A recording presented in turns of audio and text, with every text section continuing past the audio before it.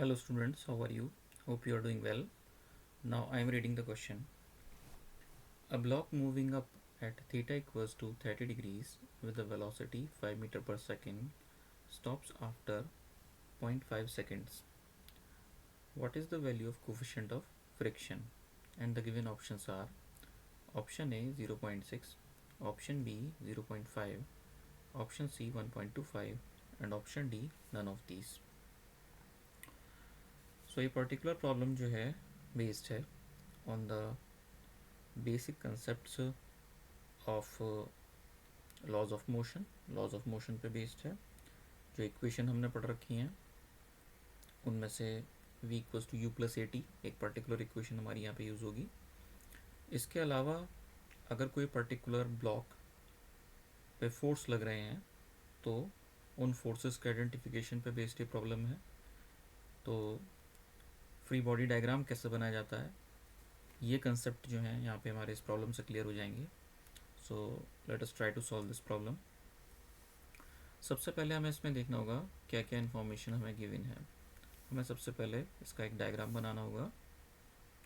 सो यहाँ पे बात की गई है एक पर्टिकुलर ब्लॉक की जो कि एक इंक्लाइन पे मूव अप कर रहा है, ऊपर की तरफ जा रहा है, इंक्लाइन पे अपवर्ड जा रहा है.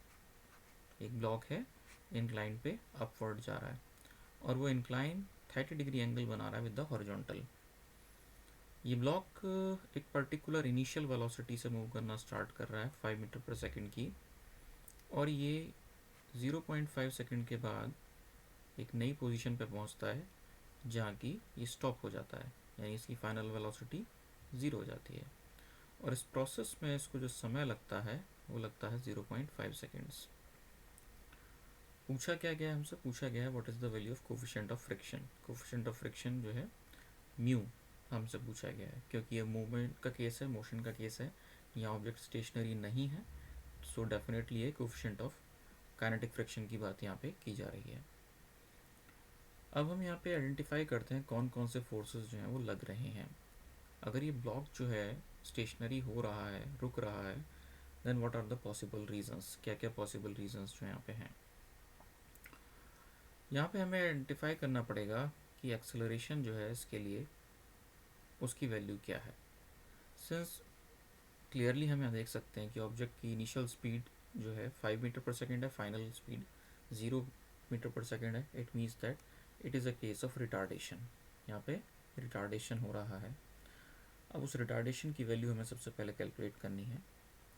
अगर कोई भी पर्टिकुलर ब्लॉक किसी इंक्लाइन पे प्लेस्ड है और वो इंक्लाइन अगर सपोज थीटा एंगल फॉर्म कर रहा है तो उस पर्टिकुलर ब्लॉक पे जो फोर्सेस लगेंगे वो फोर्सेस होंगे. सबसे पहले तो उस पर एक ग्रेविटेशनल एक्सेलरेशन डायरेक्टली डाउनवर्ड लगेगा. अगर हम इसके कंपोनेंट देखें, इसको हॉरिजॉन्टल और वर्टिकली कंपोनेंट इसके डिवाइड करें, so g cos theta and along the plane होगा जी साइन थीटा. यानी अगर ब्लॉक अगर स्टेशनरी भी रखा हुआ है तो उसके ऊपर जी साइन थीटा एक कंपोनेंट डाउनवर्ड डायरेक्शन में लगता है. That is due to the gravity. Gravity की वजह से उस पर ही एक्सेलरेशन का कंपोनेंट जो है वो अप्लाई होता है. अगर ये फ्रिक्शनलेस सरफेस है तो इस पर्टिकुलर एक्सेलरेशन से ये नीचे की तरफ आएगा. लेकिन अगर मूवमेंट में भी है तो ये कंपोनेंट जो है ऑपरेट करेगा, जी साइन थीटा कंपोनेंट ऑपरेट करेगा. तो अगर हम मोशन इसका देखते हैं, ऑब्जेक्ट का मोशन अपवर्ड है और जैसे हम देख रहे हैं जी साइन थीटा कंपोनेंट डाउनवर्ड है, इट मीन्स दैट हम कह सकते हैं दैट एक्सेलरेशन अपवर्ड अगर हमें लिखना हो तो इस कंपोनेंट को हमें माइनस जी साइन थीटा की फॉर्म में लिखना पड़ेगा. लेकिन यहाँ पे एक सिंगल यही कंपोनेंट नहीं है, इसके अलावा फ्रिक्शन भी अपना रोल प्ले करेगा. क्योंकि ऑब्जेक्ट जो है अपवर्ड मूव कर रहा है तो इसलिए फ्रिक्शन जो है उस पर डाउनवर्ड्स लगेगा, नीचे की तरफ लगेगा. अब अगर हम इसका फ्री बॉडी डायग्राम बनाएं किसी भी एक पर्टिकुलर इंस्टेंटेनियस स्टेट में, तो हमें पता है कि दैट एक नॉर्मल कॉन्टैक्ट फोर्स स्पैन ऊपर की तरफ लगेगा और इसको बैलेंस जो फोर्स कर रहा है वो कर रहा है m g cos theta. M g cos theta component इसको जो है बैलेंस कर रहा है. बिकॉज हमने देखा भी कि जी वर्टिकली डाउनवर्ड ऑपरेट होता है. ये एंगल थीटा है हमारा because the incline is making an angle of theta. तो यहाँ नॉर्मल कॉन्टैक्ट फोर्स बराबर होगा एम जी कॉस थीटा के, बिकॉज ये पर्टिकुलर ऑब्जेक्ट जो है वो न तो अपवर्ड न डाउनवर्ड डायरेक्शन में जा रहा है, लीविंग द प्लेन को लीव नहीं कर रहा है, प्लेन के साथ टच करता हुआ ही मूव कर रहा है। अब क्योंकि ऑब्जेक्ट ऊपर की तरफ जा रहा है इसलिए फ्रिक्शन फोर्स जो है वो डाउनवर्ड होगा, और फोर्स ऑफ फ्रिक्शन का जो फॉर्मूला है वो होता है म्यू एन, म्यू के एन, म्यू सब्सक्रिप्ट के एन, क्योंकि यहाँ पे काइनेटिक फ्रिक्शन की बात की जा रही है क्योंकि यहाँ मोशन में है ऑब्जेक्ट। सो म्यू के एन, सो यहाँ हम कह सकते हैं दैट एक फ्रिक्शनल फोर्स जो है वो डाउनवर्ड डायरेक्शन में लग रहा है। अगर इसको हम फर्दर सिंप्लीफाई करके लिखें, एन की वैल्यू सब्सटीट्यूट कर दें हम यहाँ पे, तो N is m g cos theta, m g cos theta. यहाँ पे m multiplied by mu k cos theta की फॉर्म में इसको हम लिख सकते हैं। फोर्स होता है मास इनटू एक्सेलरेशन, इसका मतलब एक्सेलरेशन कंपोनेंट होगा mu k cos theta, mu k cos theta is the acceleration due to the friction part. तो हमारा जो ए है एक्सेलरेशन है, या नेगेटिव साइन की वजह से इसको हम रिटार्डेशन बोल रहे हैं, minus g sine theta and minus mu k g cos theta के बराबर होगा। यहाँ पे एक जी और टर्म आएगा in the force of friction, mu k g cos theta. जी अगर हम कॉमन ले लेते हैं इसमें, अगर हम माइनस जी कॉमन ले लेते हैं इसमें, तो ब्रैकेट में हमारा बचेगा sign theta plus mu cos theta, mu cos theta. ये हमारा होगा रिटार्डेशन की वैल्यू। एक्सेलरेशन नेगेटिव बोल सकते हैं इसको या रिटार्डेशन बोल सकते हैं। अब हम देखते हैं इसमें यहाँ पे जो जो पैरामीटर हमें गिवन है, एक तो इनिशियल वेलोसिटी गिवन है, दूसरा फाइनल वेलोसिटी गिवन है, एक्सेलरेशन हमने देख ही लिया, कैलकुलेट कर ही लिया, इसको हमने नाम दे दिया इक्वेशन नंबर 1, और हमें निकालना है time. So it means that kinematics की फर्स्ट इक्वेशन जो है यहाँ पे यूज़ होगी v equals to u plus a t, where v is the final velocity which is 0, u is the initial velocity which is 5, plus acceleration is minus g sine theta plus mu cos theta into t. यहाँ पे g की respective value हम put कर देते हैं, g की particular value put कर देते हैं, फॉर एग्जांपल 10, और थीटा गिवन है हमें 30 डिग्रीज। तो ये सब वैल्यूज़ हम पुट कर सकते हैं। So we get this as 0 equals to 5 plus, बल्कि यहाँ प्लस की जगह सीधा माइनस ले लेते हैं हम, क्योंकि माइनस साइन जो है ब्रैकेट के अंदर का बाहर जब आएगा प्लस माइनस मिलके माइनस हो जाएंगे। So minus 10 multiplied by sine theta, that means sign 30 degrees plus mu times cos 30 degrees times T. इसको जब हम सॉल्व करेंगे तो टी की वैल्यू नियरली इक्वल टू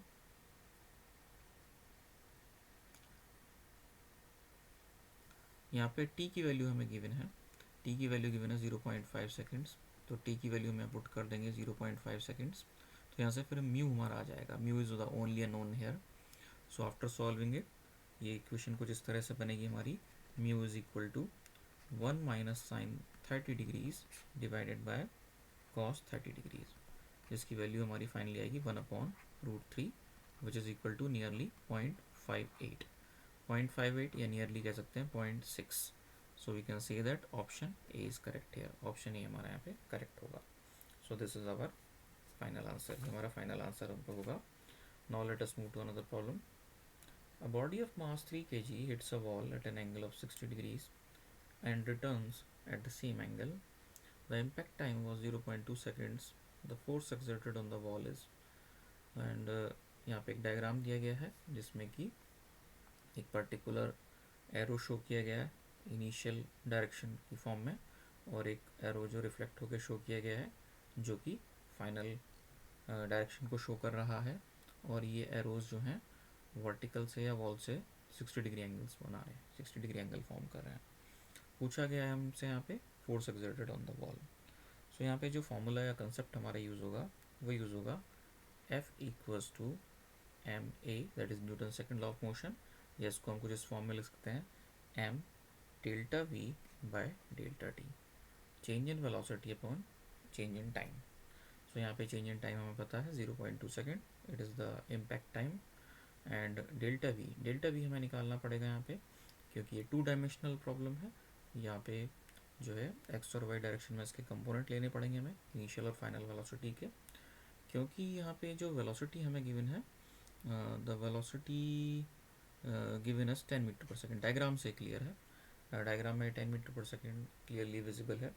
अब क्योंकि वेलोसिटी में कोई बदलाव यहाँ पे नहीं शो किया गया है, स्पीड में कोई बदलाव नहीं शो किया गया है, तो इसका मतलब ये है कि इनिशियल स्पीड भी 10 मीटर पर सेकेंड है और फाइनल स्पीड भी 10 मीटर पर सेकेंड है। बस हम ऐसे वेलोसिटी की टर्म्स में जब एक्सप्रेस करेंगे तो इसके कंपोनेंट्स भी हमें शो करने पड़ेंगे। जो इनिशियल वेलोसिटी वेक्टर है उसके हम 2 कंपोनेंट कर सकते हैं। एक होगा along the x direction, positive x direction, which is equal to, अगर हम इनिशियल वेलोसिटी को देखें यहाँ पे, उसका component along the x direction होगा 10 साइन 60 डिग्री, और इससे हम लिख सकते हैं आई कैप, बिकॉज एक्स डायरेक्शन है इसलिए हम इसे आई कैप कह सकते हैं। और इसका जो वाई कंपोनेंट होगा इनिशियल वेलोसिटी वेक्टर का, वो होगा 10 cos 60 degree minus j cap, because it is the vertically downward direction. Similarly जो फाइनल वेलोसिटी वेक्टर है उसके 2 कंपोनेंट हम कर सकते हैं। एक कंपोनेंट होगा हमारा डाउनवर्ड डायरेक्शन में, जिसको हम कह सकते हैं which is equal to 10 cos 60 degrees minus j cap, और एक कंपोनेंट होगा x component in the negative x direction इसका, उसे हम कह सकते हैं that -10 sine 60 degrees j i cap, -10 60 degree sine 60 degree i cap, ये हमारा कंपोनेंट हो जाएगा। अब हम जो है फोर्स के लिए फॉर्मूला लिखते हैं। Force is equal to mass times change in velocity upon change in time, and mass given is 3 kg। Delta भी हमें निकालना हो तो हम इसे ईजिली निकाल सकते हैं। यहाँ पे हम इसे वेक्टर फॉर्म में लिख सकते हैं that 10 cos minus j cap minus 10 cos, यहाँ पे हमें 60 डिग्री एंगल लिखना पड़ेगा दोनों ही टर्म्स में, 10 cos 60 degrees minus j cap, जो पहला टर्म है that is corresponding to the final velocity component, और दूसरा जो टर्म है that corresponds to the initial velocity component. Similarly इस तरह से हम एक्स कंपोनेंट भी लिख सकते हैं। फाइनल वेलोसिटी कंपोनेंट है इसमें हमारा यहाँ पे -10, it is equal to -10 sine 60 degrees i cap, and then -10 then sine 60 degrees i cap. तो इसे हम फर्दर सॉल्व करेंगे। अच्छा, ये इसके डिनोमिनेटर में नीचे हमारे आएगा 0.2, बिकॉज इट इज़ 0.2 सेकेंड्स। यहाँ पहले 2 टर्म कैंसिल आउट हो जाएंगे, और पहले 2 टर्म हमारे कैंसिल आउट हो जाएंगे, और फाइनली जो हमें मिलेगा, जो रिज़ल्ट मिलेगा वो आएगा -150√3 आई कैप। इट मीन्स दैट कि हमारे यहाँ पे फोर्स होगा, उसका मैग्नीट्यूड होगा 150√3 newtons. So we can say that option a is correct here, option a हमारा करेक्ट ऑप्शन होगा। Now let us move to another problem, अगली प्रॉब्लम पे चलते हैं। A smooth inclined plane of length L having an inclination theta with horizontal is inside a lift which is moving down with the retardation A. The time taken by the body to slide down the inclined plane from rest will be, and the given options are: option A square root 2L upon G plus A sin theta, option B square root 2L upon G minus A sin theta, option C square root 2L upon A sin theta, and option D square root 2L upon G sin theta. So ये particular problem जो है based है on the basic concepts of laws of motion and the basic concepts of the free body diagram and identifying the force components। जो forces लग रहे हैं, जो यहाँ पे terms acceleration है, ये सब हमें लिखने पड़ेंगे। तो सिचुएशन कुछ इस तरह से है कि एक पर्टिकुलर लिफ्ट की बात की गई है, और लिफ्ट जो है उसका रिटार्डेशन की बात की गई है, इसका डाउनवर्ड रिटार्डेशन है। डाउनवर्ड रिटार्डेशन को हम अपवर्ड एक्सेलरेशन बोल सकते हैं। Downward retardation means upward acceleration, और हम जानते हैं कि that gravitational acceleration is downward. So यहाँ पे हम कह सकते हैं that effective acceleration g dash is equal to g plus a. Effective acceleration हमारे यहाँ पे जी प्लस ए होगा, एक तरीके के सूडो फोर्स की तरह से जो एक्ट करेगा। So it is g plus a.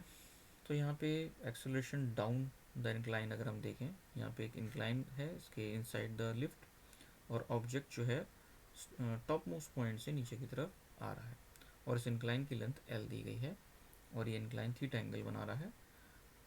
तो यहाँ पे एक्सेलरेशन अलोंग द इंक्लाइन अगर हम बात करें तो वो होगा हमारा एक्सेलरेशन अलोंग इंक्लाइन, वो हमारा बराबर होगा जी डैश साइन थीटा के, g dash sine theta. Now from the kinematics equation s equals to u t plus half a t square, ये इक्वेशन हम यहाँ पे लगाएंगे। यू इज़ ज़ीरो है, इनिशियल वेलोसिटी ज़ीरो होगी, प्लस हाफ एक्सेलरेशन है हमारा जी डैश साइन थीटा, और टी स्क्वायर, टी हमें यहाँ पे निकालना है। जी डैश की वैल्यू जी प्लस ए हम यहाँ पुट कर देंगे, तो यहाँ से हम कह सकते हैं, और एस की वैल्यू हमारी एल है, so s equals to 1/2 g plus a times sine theta times t square. इसको हम फर्दर सॉल्व करेंगे तो यहाँ से हमारा जो टी की वैल्यू आ जाएगी, t comes out to be square root of 2l upon g plus a times sine of theta. So option a is correct है, ऑप्शन ए हमारे यहाँ पे करेक्ट होगा। Now let us move to another problem, अगली problem पे चलते हैं। A cricketer catches a ball of mass 150 grams in 0.1 seconds moving with speed 20 meter per second. Then he experiences a force of option A 300 newtons, option B 30 newtons, option C 3 newtons and option D 0.3 newtons. So ये problem जो है हमारी based on the Newton second law of motion, that F equals to m a is equal to m delta v by delta t. यहाँ पे अगर कोई particular person, कोई cricketer catch करता है किसी बॉल को, तो वो उसकी एक इनिशियल स्पीड से बॉल को ज़ीरो स्पीड पे ले आता है। तो एक तरह से फाइनल स्पीड की अगर हम बात करें तो फाइनल स्पीड या वेलोसिटी हमारी ज़ीरो हो जाती है। So zero minus initial velocity is 20 divided by delta T is यहाँ पे 0.1।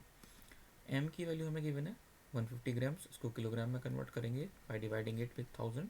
सो 150 divide by 1000 is 0.150 multiplied by -20 divide by 0.1। इसको हम फर्दर सॉल्व करेंगे इस डेटा से, तो यहाँ पे हम देख सकते हैं that it comes out to be -30 newtons, -30 newtons के आसपास ये वैल्यू आ जाएगी। So we can see that option b is correct है, ऑप्शन बी हमारे यहाँ पे करेक्ट होगा। इसको हम सॉल्व करके भी देख लेते हैं। 0.150, 0.1 को हम 0.100 लिख सकते हैं, और इसमें यहाँ पे फिर हम डेसिमल साइन हटा सकते हैं। देन 52 जा 100, 53 जा 150, देन 2 10 जा 20, 3 इंटू -10 इज -30।